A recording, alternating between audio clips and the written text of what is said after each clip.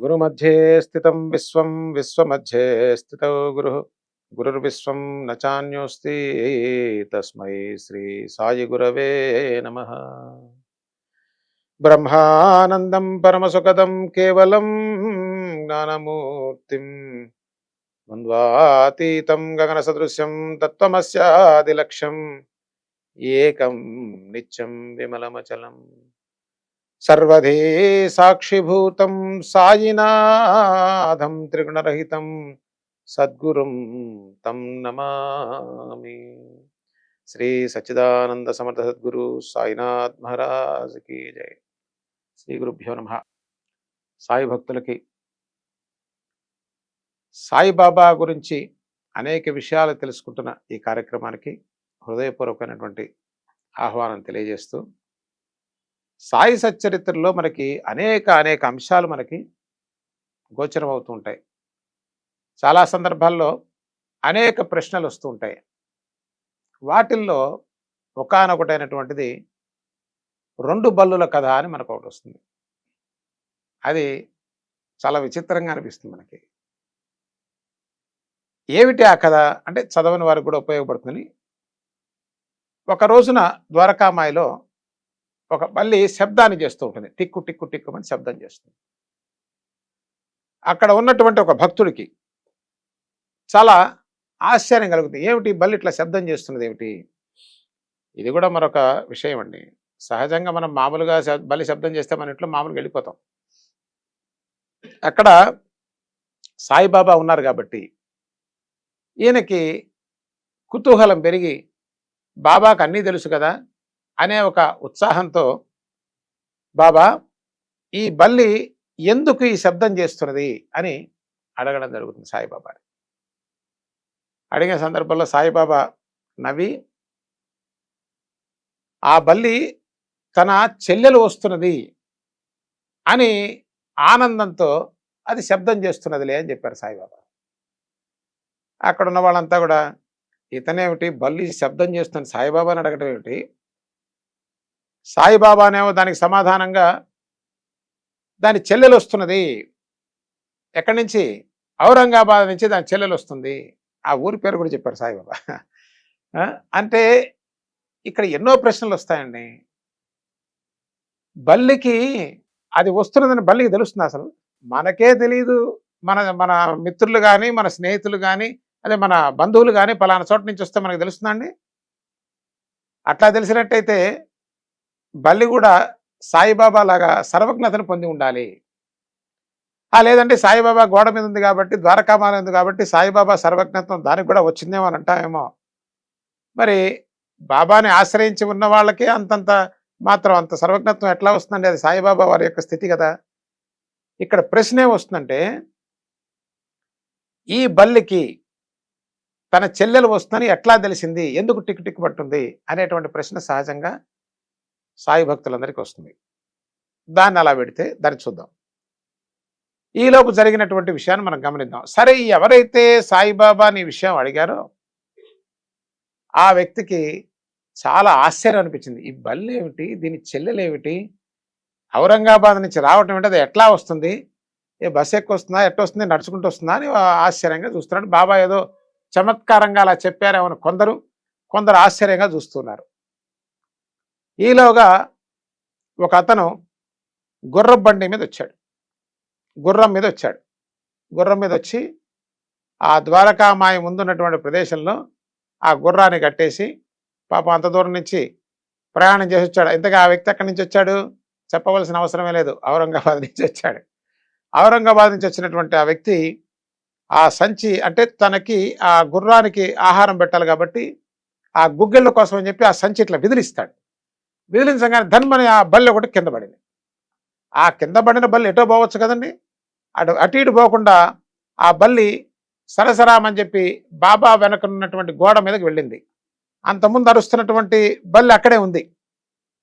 ఈ బల్లి రావడంతో ఈ రెండు బల్లులు ఆనందంగా అవి చకచకామని ఆ గోడ మీద తిరగడం ప్రారంభించాయి. ఇది జరిగిన విషయం. అంటే చూడండి ఎంత ఆశ్చర్యకరమైన విషయం. సాయిబాబా వారి యొక్క సర్వజ్ఞత ఇక్కడ మనకు సుస్పష్టంగా కనిపిస్తుంది.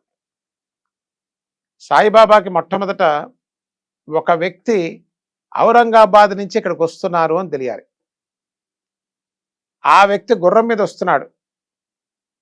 ఆ గుర్రానికి గుగ్గిళ్ళు వేయడానికి ఆ దగ్గర సంచి ఉండాలి. ఆ సంచిలో ఆ బల్లి ఉండాలి. ఆ సంచిని ఇక్కడే దులపాలి. వెళ్ళి షాపు దగ్గర దులిపినట్టయితే కష్టం కదా. ఆ సంచిని ఇక్కడే దులపాలి. దులిపితే ఈ 2 బల్లులు ఈ గోడ మీద ఆడుకుంటాయి అనే విషయం సాయిబాబాకి తెలిసి ఉండాలి. లేకపోతే వీటిలో ఏ ఒక్కటి తప్పినా సాయిబాబా చెప్పింది వాస్తవం అయ్యేటువంటి అవకాశమే లేదు. ఇక్కడ సాయిబాబా వారి యొక్క సర్వజ్ఞత ఎంత ఉత్కృష్టంగా ఉందంటే, ఈ చరాచర జగత్తులో జరిగేటువంటి ప్రతి అంశాన్ని పరమాత్మలాగా ఆయన సాక్షిభూతంగా దర్శిస్తూ ఉన్నారు. ఈశ్వరాజ్ఞ లేక ఆకైనా కదలదంటారు.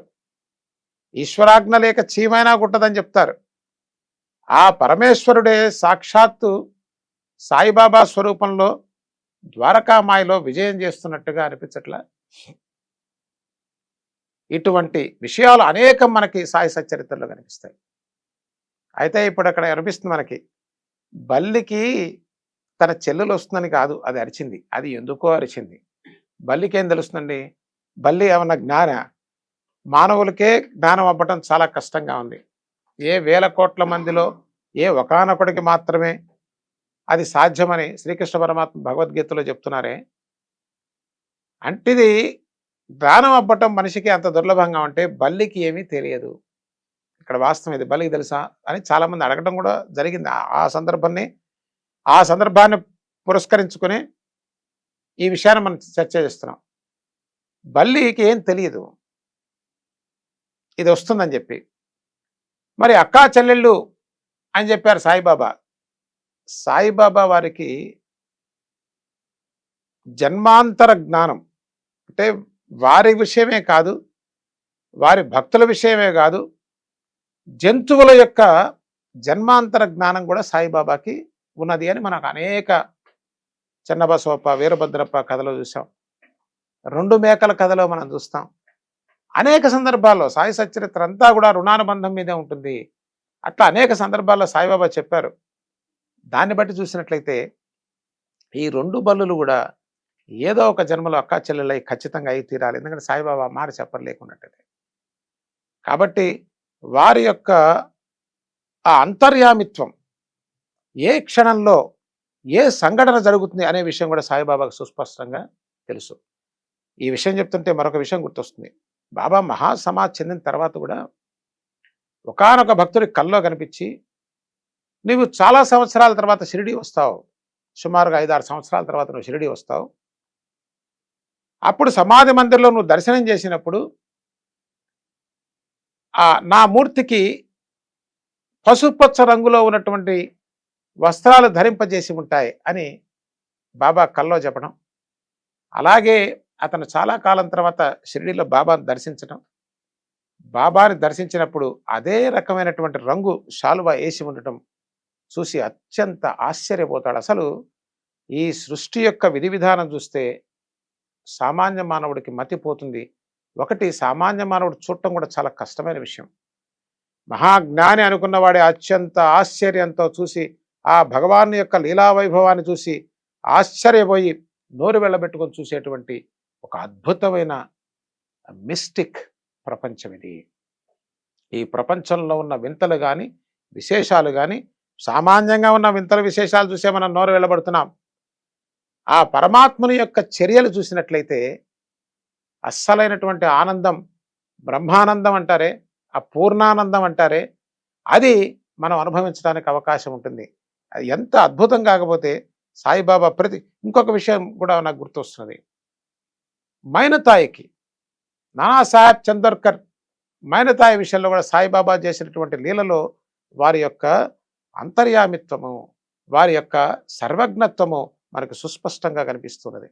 అది మనుషుల పట్లే కాదు, జంతువుల పట్ల కూడా అద్భుతంగా కనిపిస్తున్నదంటే ఆయన సాక్షాత్తు పరమాత్మ స్వరూపంగాక ఏమై ఉండాలి?